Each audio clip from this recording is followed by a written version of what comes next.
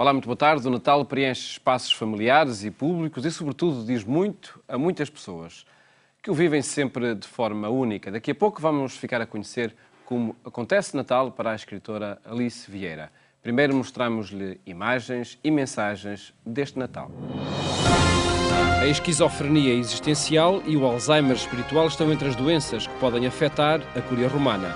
Francisco apresentou o elenco das enfermidades ao receber os membros deste órgão de governo da Igreja. O termo do Advento traz consigo os votos de Natal do Papa à Cúria Romana, por isso Francisco recebeu os seus membros na Sala Clementina. Francisco reconhece que seria belo olhar para a Cúria como um pequeno modelo de igreja, um corpo que procura revitalizar-se e apresentar-se saudável. Para que tal aconteça, Francisco entende que os seus membros têm de se alimentar de Cristo.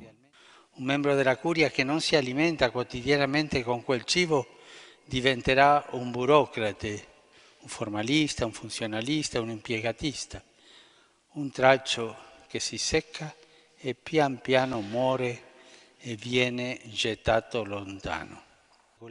Se o Papa olha a Cúria como um corpo, também está consciente de que os corpos adoecem e enfrentam um conjunto de enfermidades que afetam o seu funcionamento. Sono malattie più abituali nella nostra vita di curia. Sono malattie e tentazioni che indeboliscono il nostro servizio al Signore. Credo che ci aiuterà il catalogo delle malattie. Incominciamo con la malattia del sentirsi immortale, immune o addirittura indispensabile. La malattia del martalismo, che viene di Marta. La malattia dell'eccessiva operosità. La malattia dell'eccessiva pianificazione e del funzionalismo. La malattia dell'Alzheimer spirituale, la malattia della rivalità e della vanagloria, la malattia della schizofrenia esistenziale, la malattia delle chiacchiere, delle mormorazioni e dei pettegolezzi. O Papa acrescentava ainda doenças como o rosto fúnebre diante dos outros, o acumular, os objetivos mundanos ou o exibicionismo. O Papa recorda que a cura depende também da consciência da doença e o remédio é o credo da Igreja. Um convite para a noite de Natal que será, por certo, surpreendente. Deixar o lar e visitar quem o não tem. O desafio é do presidente da Conferência dos Institutos Religiosos de Portugal. Na noite de Natal deste ano 2014, a minha família vai reunir-se em Ovar para celebrar o nascimento do menino Jesus. Desde os meus 18 anos já sabem que eu marcarei presença, mas à distância, pois estarei com outra família na comunidade religiosa que abracei. Cada irmão meu, claretiano, estará no seu lugar de missão, tal qual durante todo o ano. Padre Marçal com os jovens que o Tribunal de Menores nos confiou no Lar Juvenil dos Carvalhos. O Padre Joaquim Maia com os reclusos do estabelecimento prisional de Sintra. E a lista poderia alongar-se. Na noite de Natal deste 2014, depois dos compromissos comunitários, sairei da Cúria Provincial e virei até este lugar, em Vila Franca de Xira, que acolhe pessoas desempregadas, estrangeiras e sós.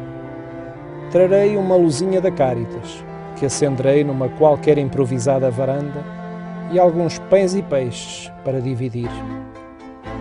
Gostaria de chegar acompanhado de alguém mais, pessoas consagradas como eu, e outras não praticantes, mas tudo gente de boa vontade, para multiplicar o abraço do Deus menino e mais algum pão nosso de cada dia, para aquecermos melhor os corações destes nossos vizinhos e os nossos também, e entoarmos conhecidas melodias natalícias e aprendermos outras novas, que a todos nos façam acreditar e reforçar a esperança de que outros encontros como este serão possíveis em 2015.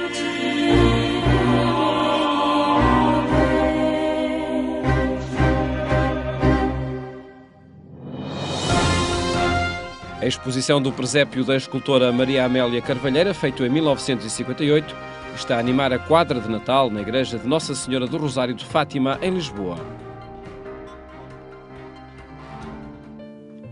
24 peças em barro dos mais variados tons mostram o momento do nascimento de Jesus na Gruta de Belém, com a Sagrada Família, os anjos, os pastores e os seus rebanhos.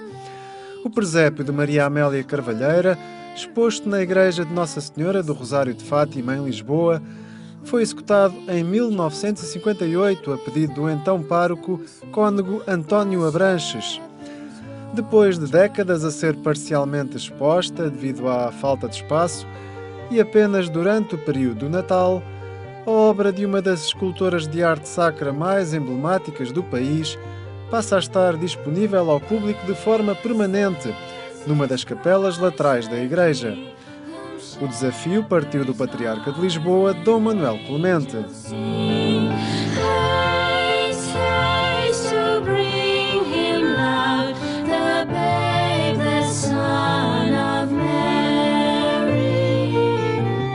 O ano passado, em dezembro, o Patriarca celebrou aqui o centenário do nascimento do cônego Abranches e, ao visitar o presépio, fez um desafio, porque não o presépio estar permanentemente na igreja, um presépio tão belo, e só ser colocado três semanas num ano, achava muito pouco, dada a grandiosidade do presépio, achava que devia estar permanentemente na igreja.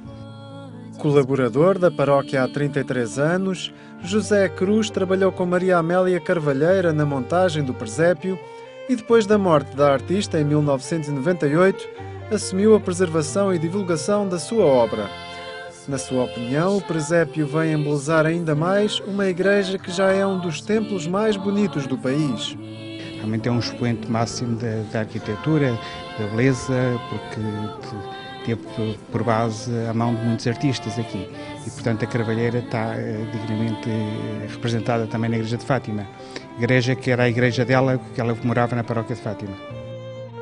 O projeto da exposição permanente do presépio contou com a colaboração da museóloga Natália Correia Guedes, antiga presidente do Instituto Português do Património Cultural. A concepção do presépio teve uma história curiosa envolvendo a inspiração que Maria Amélia Carvalheira retirava de outro grande escultor português, Joaquim Machado de Castro. Machado de Castro, quando lhe encomendava um presépio, punha sempre uma das figuras do presépio, o dono da casa, o patriarca da família. E a Carvalheira resolveu pôr um dos pastores com a cara do cônego Abranches, que era o então prior. O cônego Abranches não gostou e mandou tirar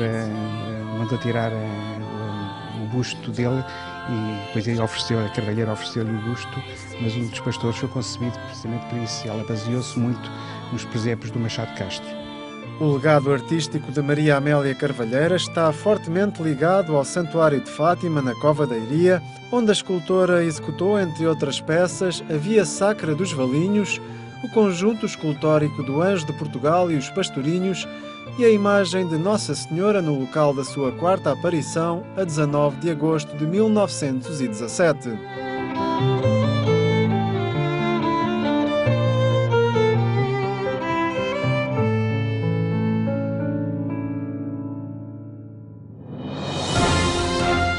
Neste Natal, Poemas e Presépios é um livro de Frei Lopes Morgado. A arte poética deste capuchinho, ilustrada com presépios da sua coleção. Poemas e presépios nas páginas de um livro. Frei Lopes Morgado é o autor da poesia sobre o Natal e as imagens dos presépios da coleção de todo o mundo que reuniu nas últimas décadas e que se podem ver na casa dos frades menores capuchinhos em Fátima. O livro tem exatamente na capa esse presépio, na parte da frente, a frente do presépio, e nas costas, a fechar as costas do presépio. Portanto, há aqui também uma lógica nisto. Depois, por dentro, o livro está cheio de presépios, cheio, mas está longe de esgotar os presépios. Estão aqui 146 imagens de presépios que estão aqui no museu. Ora, eles são 1300 e tal. Por outro lado, não se pretende ilustrar os poemas com os presépios. Há como que 2 livros dentro deste livro. Eu sugiro ao leitor que leia o poema sem olhar para a imagem e depois contemple a imagem. Os poemas têm uma sequência própria. No entanto, o autor aproxima a imagem da palavra. Alguns versos foram mesmo inspirados no próprio quadro iconográfico do presépio. Concretamente, um poema inspirado numa pintura de José Fadóbitos. Então, eu olhando para aquele quadro, que é Santa Clara e São Francisco adorando o menino, me inspirei-me e fiz este poema. São Francisco dialogando com Santa Clara sobre aquele menino. O livro tem 5 capítulos, todos relacionados com a Natividade. Neste Natal e Natal Quando são 2 exemplos inspiradores. Este Natal Quando é que a gente passeia-se por aí e parece que está a celebrar o Natal e a ver o Natal, mas o Natal está sempre à porta, à espera de entrar e nunca mais entra. Quer dizer, toda esta envolvência em que nós embrulhamos comercialmente o Natal não deixa verdadeiramente o Natal entrar. Há um espírito, há uma música, há um ambiente, há aquela vontade de dar prendas, de se fazer cordeiro, ao menos nesse dia em que fomos lobos no resto do ano, mas a pergunta permanece. Através da arte da palavra, Frei Lopes Morgado alerta que o Natal não é residual, mas uma mão estendida que aponta para a gratuidade. É esse tal Natal, do Pai Natal, dos cartões, das boas festas, mas com a mão estendida do outro lado, enfim. A falta de gratuidade que passa por este Natal. Ora, o Natal, se alguma coisa é exatamente a graça de Deus, é a gratuidade absoluta de Deus que, tendo um Filho único, nulo deu para ser nosso irmão e nos arrancar e nos salvar a partir da nossa humanidade. Se queres que Deus te valha, não esperes pelo Natal como o jumento pela palha, à porta do curral. Versos do livro Neste Natal, Poemas e Presépios, de Lopes Morgado, publicado pela Difusora Bíblica.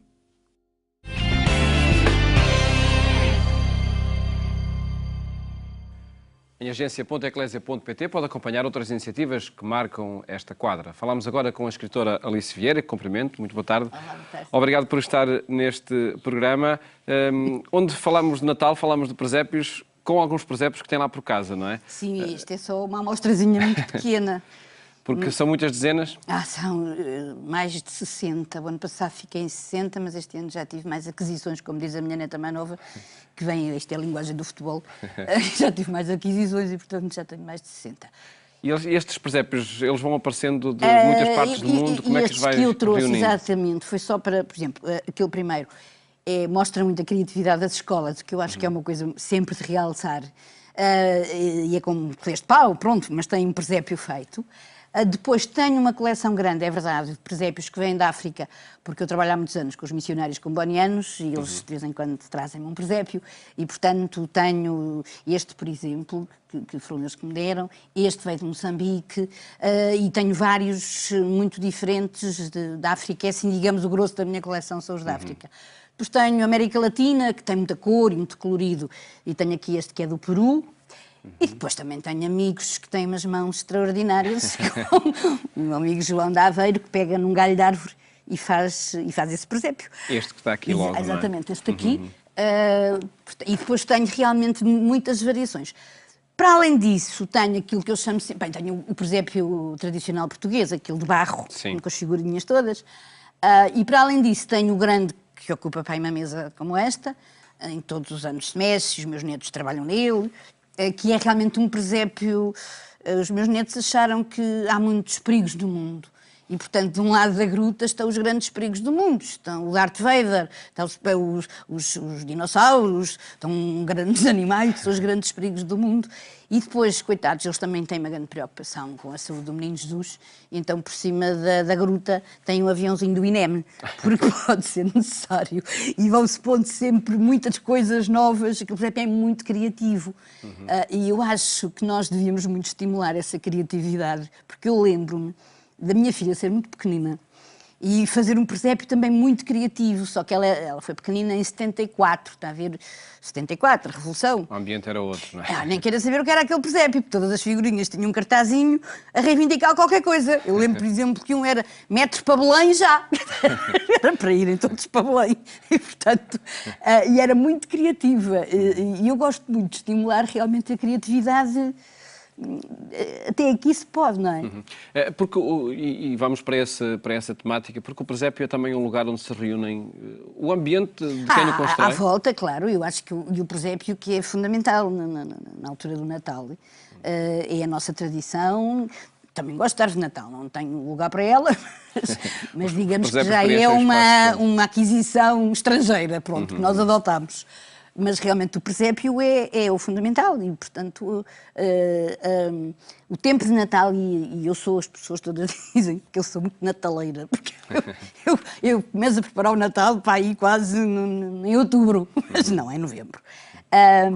E acho que é uma altura em que as pessoas, pelo menos nessa altura, as pessoas devem fazer um bocadinho de esforço para estar umas com as outras e, portanto, estar-se à volta do presépio, estar-se à volta de uma mesa, que também é muito, muito bom, é uma ótima ocasião de celebrar, no fundo, a festa, que para muitos que não são religiosos e isso, mas é, no fundo, uma festa da família e, portanto, isso, e aqui é a família que está aqui representada. A família de Nazaré. Exatamente. E é nessa cena do nascimento que está o fundamental de toda esta quadra?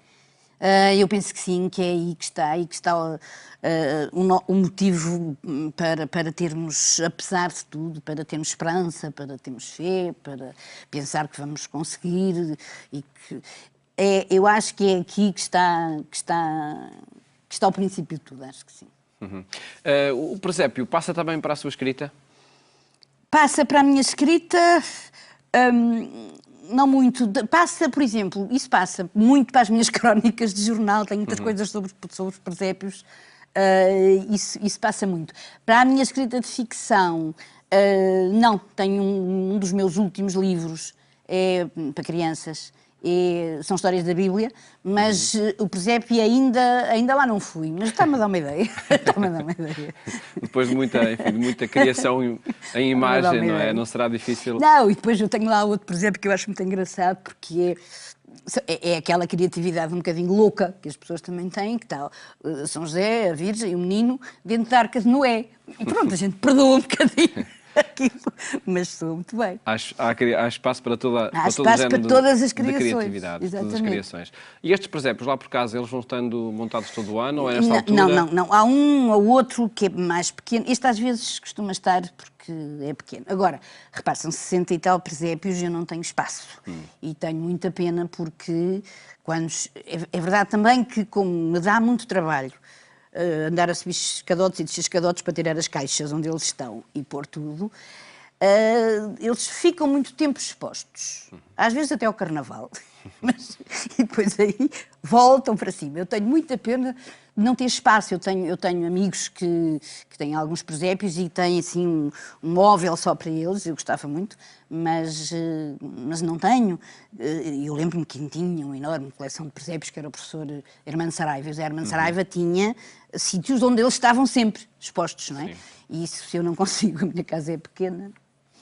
Em todo caso, é um gosto que contagia toda a família?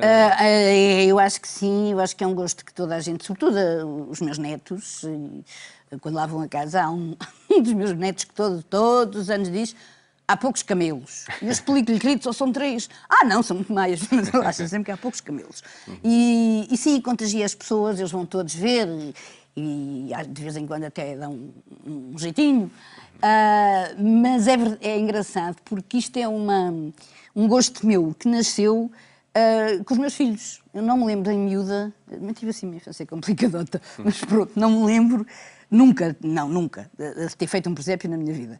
E quando a minha filha, que é a mais velha, nasceu, aí achei o nascimento dela, tudo aquilo, a minha vida que era outra e que ia ser diferente. E achei que devia fazer um presépio. Foi o primeiro presépio que eu fiz, foi quando ela nasceu. E a partir daí, pronto. foi memória deste nascimento também, que aconteceu há muitos anos. Exatamente, eu acho que é isso e que nos toca, e que nos toca muito, e que devemos sempre lembrar e festejar com alegria. Eu acho que é o fundamental nisto, é a alegria que nós pomos naquilo que fazemos. E o Natal, como é que é vivido lá por casa? A noite de Natal e o dia o Natal é muito esticado, porque todos querem. De maneira que, mas assim, a noite de Natal é em casa do meu filho, porque o meu filho tem 4 filhos, e tem 4 filhos e 3 cães, é difícil trazer aquilo para o outro lado. O meu neto cozinha muito bem, portanto o Natal é aí. Depois o almoço de Natal, do dia 25, é em casa da minha filha, lá é tudo para a casa da minha filha, que a casa é muito pequenina, mas cabemos lá todos. A minha filha não cozinha tão bem como o meu neto, e, portanto, nós devemos ser dos poucos que no dia 25 de dezembro comemos esparguete à bolonhesa, que é a única coisa que ela sabe fazer. Mas é mesmo com o mesmo sentido, como se fosse bacalhau, outra coisa qualquer. E depois tenho em minha casa, para amigos e não sei o quê, no dia 26, eu estendo muito o Natal. Há oportunidade para muitas famílias se encontrarem. Muitas famílias, e eu acho que também é uma altura para amigos. E se nós pensarmos em muitos amigos que até estão sozinhos, e eu esforço-me sempre por acudir, não é acudir, que é uma palavra feia, mas para dar um bocadinho a mão a quem não tem ninguém, ou porque os filhos estão longe, ou porque não sei o quê, para ir para a nossa casa, porque acho que também os amigos também fazem parte da família, não é? E integram-se. Uma palavra para definir Natal. Amor. Alegria. Deixa-me dar 2 palavras. Alice Vieira, votos de um ótimo Natal para si, boas festas. Muito obrigada, para si, para toda a família. Muito obrigado por ter vindo aqui ao programa Eclésia. Mais logo pode ouvir outras vivências de Natal no programa Eclésia na Antena 1 pelas 22h45. Desejo-lhe um santo e feliz Natal. Até amanhã, se Deus quiser.